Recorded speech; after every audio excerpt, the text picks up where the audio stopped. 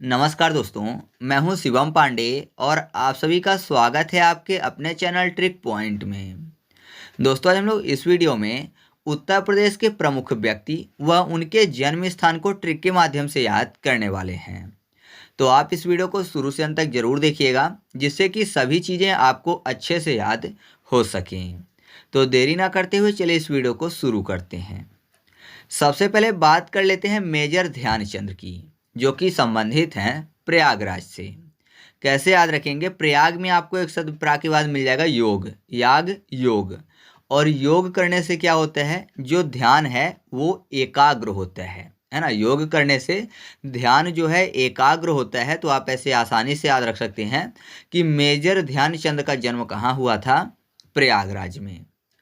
अगला है गौतम बुद्ध, जो कि इनका जन्म हुआ था सिद्धार्थ नगर में। तो आपको पता ही है कि गौतम बुद्ध के बचपन का नाम सिद्धार्थ था। तो आसानी से क्लियर हो रहा है कि गौतम बुद्ध का जन्म कहाँ हुआ था? सिद्धार्थ नगर में। ठीक है। अगला है निजामुद्दीन औलिया, और इनका जन्म हुआ था बदायूं में। तो बदायूं में आपको बादाम शब्द ढूंढ लेना है। बा दा लिखा हुआ है या कोई माँ कर लेना है, तो हो जाएगा बादाम। और आपने बादाम से एक शब्द सुना होगा, बादाम ऑयल, है ना, आलमंड ऑयल। तो ऑयल की बात हो रही है, ऑयल फॉर औलिया। तो आप ऐसे याद रखिएगा कि निजामुद्दीन औलिया जो हैं, इनका जन्म कहाँ हुआ था? बदायूं में। क्योंकि जो बादाम होता है वो ऑयली होता है, ऑयल फॉर औलिया। ठीक है। अगला है अबुल फजल, इनका जन्म हुआ था आगरा में। कैसे याद रखेंगे? क्योंकि यहाँ पर देखिए फजल में आपको एक शब्द मिल जाएगा जल, है ना। जल मतलब पानी, और पानी का अपोजिट क्या होता है? आग, है ना। पानी का आग होता है, आग फॉर आगरा। या फिर आग बुझाने के लिए क्या चाहिए? पानी चाहिए, जल चाहिए। तो अबुल फजल का जन्म कहाँ हुआ था? आगरा में। अगले हैं बीरबल, और बीरबल का जन्म हुआ था जालौन कालपी में।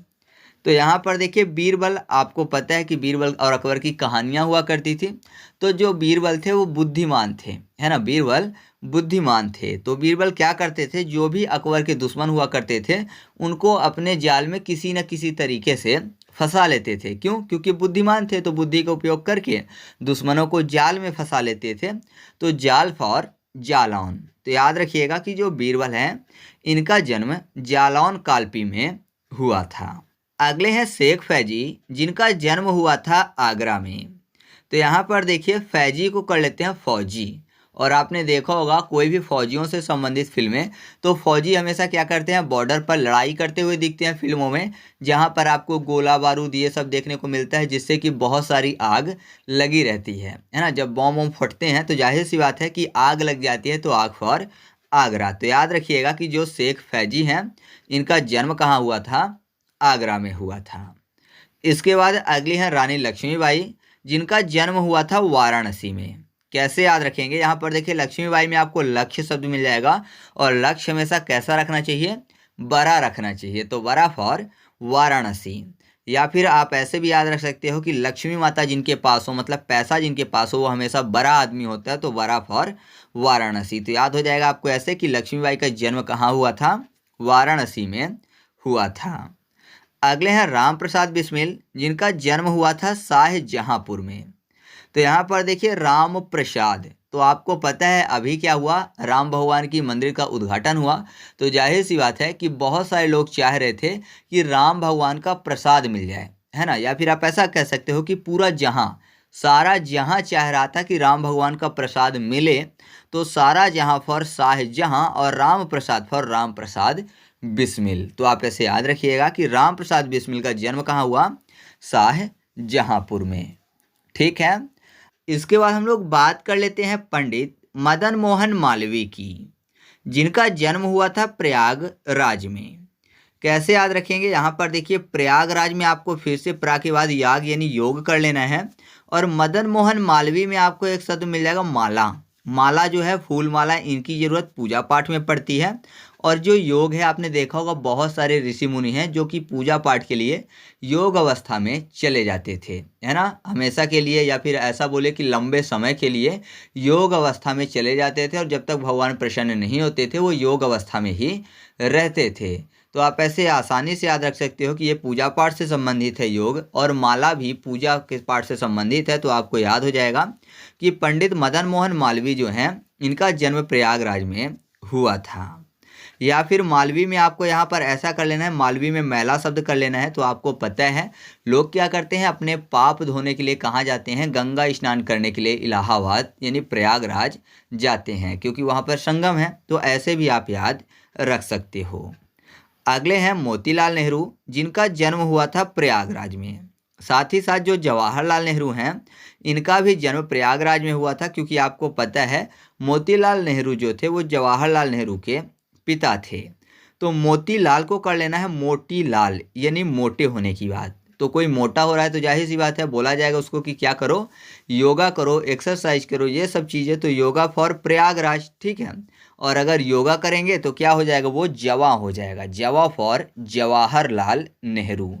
तो याद रखिएगा आप ऐसे कि मोतीलाल नेहरू और जवाहरलाल नेहरू का जन्म कहाँ हुआ था, प्रयागराज में। अगले हैं चित्तू पांडे, जिनका जन्म हुआ था बलिया में। साथ ही साथ मंगल पांडे का जन्म भी बलिया में हुआ। तो मंगल पांडे तो सबको याद होंगे कि मंगल पांडे जो हैं वो बलिया से संबंधित हैं, क्योंकि 1857 के विद्रोह से ये सबको याद हैं। तो पांडे इनका सरनेम है, और पांडे से आपको चित्तू पांडे भी याद रखना है कि इनका भी जन्म बलिया में हुआ है। तो चित्तू पांडे और मंगल पांडे दोनों के दोनों बलिया में जन्मे हैं, तो ट्रिक बताने की ज़रूरत नहीं है। नेक्स्ट है लाल बहादुर शास्त्री, जिनका जन्म हुआ है चंदौली में। कैसे याद रखेंगे, यहाँ पर देखिए शास्त्री में आपको एक शब्द मिल जाएगा शास्त्र, और आपको पता है शास्त्रों में चांद तारों यानी ग्रह नक्षत्रों की गणना की गई है। तो शास्त्र में चांद तारों का भी उल्लेख है, इनकी गणना की जाती है। तो चांद फॉर चंदौली। तो याद हो जाएगा आपको ऐसे कि लाल बहादुर शास्त्री का जन्म कहाँ हुआ था, चंदौली में। अगले हैं अमीर खुसरो, जिनका जन्म हुआ है कासगंज में। कैसे याद रखेंगे, यहाँ पर देखिए खुसरो में आपको शब्द मिल जाएगा खांसरो, यानी खांस रहने की बात। और कासगंज में कास शब्द मिल जाएगा, कास खांस दोनों मैच करते हैं। तो आप ऐसे याद रख सकते हो कि अमीर खुसरो जो हैं इनका जन्म कासगंज पटियाली में हुआ है। अगले हैं तुलसीदास, और इनका जन्म हुआ है चित्रकूट में।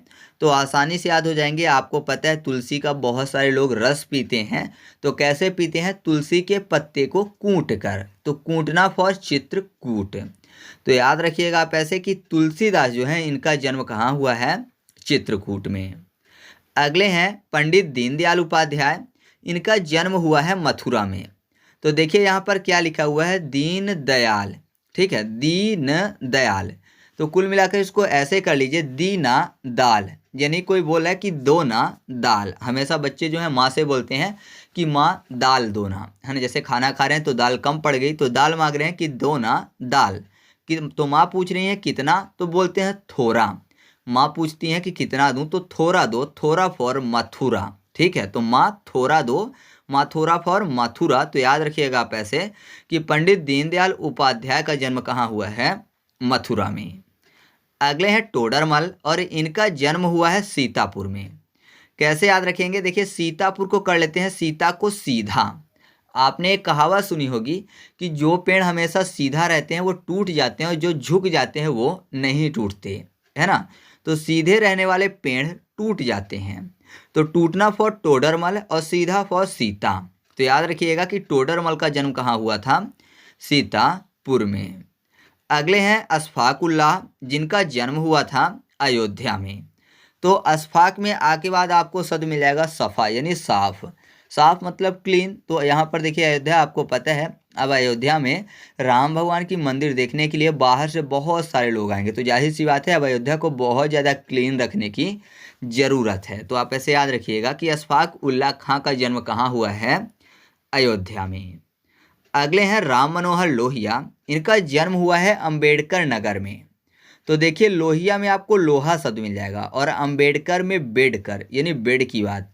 तो आपको पता है बेड जो है लोहे के भी होते हैं, है ना। लोहे की भी बेड होते हैं जो कि गांवों में उपयोग किए जाते हैं। तो याद रखिएगा आप ऐसे कि राम मनोहर लोहिया का जन्म कहाँ हुआ है, अंबेडकर नगर में। अगले हैं पंडित रविशंकर, जिनका जन्म हुआ है वाराणसी में। तो कैसे याद रखेंगे, यहाँ पर देखिए रविशंकर में आपको शंकर भगवान मिल जाएंगे, और वाराणसी यानी बनारस जो है काशी विश्वनाथ के लिए जाना जाता है, भगवान शंकर के लिए जाना जाता है। तो याद रखिएगा आप ऐसे कि पंडित रविशंकर जो है इनका जन्म कहाँ हुआ है, वाराणसी में। नेक्स्ट है गणेश शंकर विद्यार्थी, जिनका जन्म हुआ था फतेहपुर में। तो यहाँ पर देखिए फतेह मतलब जीत होती है और गणेश में आपको शब्द मिल जाएगा गण। तो जाहिर सी बात है अगर कोई जीत चाहिए तो हाथों में अस्त्र शस्त्र होने चाहिए। तो कौन सा शस्त्र है, गन है, तो गन फॉर गणेश, तो गन से दूर से मार सकते हैं, फतेह होना जाहिर सी बात है निश्चित है। तो गणेश शंकर विद्यार्थी जो है इनका जन्म कहाँ हुआ है, फतेहपुर में। अगले हैं नाना साहब और साथ ही साथ तात्या टोपे, इनका जन्म हुआ है कानपुर में। तो यहाँ पर देखिए नाना साहब, तो आपको पता है नाना जी की एज होती है लंबी, है ना, नाना जी जो होते हैं कुछ ज़्यादा एज के होते हैं, ओल्ड होते हैं। और यहाँ पर जो तात्या टोपे हैं उसमें आपको शब्द मिल जाएगा टोपे, जो कि टोपा लगाया जाता है ठंड में, ठंड से बचने के लिए। तो नाना जी क्या है, ओल्ड हो गए हैं, तो जाहिर सी बात है कि अपने कान में टोपा लगा कर रखते हैं। तो कान फॉर कानपुर, तो आपको दोनों नाम याद हो जाएंगे कि नाना साहब और तात्या टोपे जो हैं इन दोनों का जन्म कहाँ हुआ है, कानपुर में। अगले हैं शेख सलीम चिश्ती, जिनका जन्म हुआ है आगरा में। तो चिश्ती में आपको चीज और सा लिखा हुआ जो है तो उसको हटा देना, मतलब सा को हटा देना, तो चिती यानी चिता शब्द मिल जाएगा। और चिता आग से जलती है, तो आप ऐसे याद रखिएगा कि शेख सलीम चिश्ती जो है इनका जन्म कहाँ हुआ है, आगरा में। नेक्स्ट हैं जियाउद्दीन बर्नी, इनका जन्म हुआ है बुलंद शहर में। तो इनकी ट्रिक मैं नहीं बना पाया हूँ, तो इनको आपको खुद से याद रखना है। तो इस तरीके से अपनी वीडियो कंप्लीट हुई। वीडियो कैसी लगी कमेंट करके बताना है। वीडियो अच्छी लगी तो वीडियो को लाइक कर दीजिएगा और दोस्तों के साथ भी शेयर कर दीजिएगा। और साथ ही साथ मैंने उत्तर प्रदेश के 12 से 13 वीडियो ट्रिक के माध्यम से अपलोड कर दिए हैं। तो अगर आप उन वीडियो को देखना चाहते हैं तो आपको लिंक कमेंट बॉक्स में पिन की हुई मिल जाएगी, आप वहाँ से उन सभी वीडियो को देख सकते हैं। तो देरी ना करते हुए चले मिलते हैं अगले वीडियो में, तब तक के लिए जय हिंद।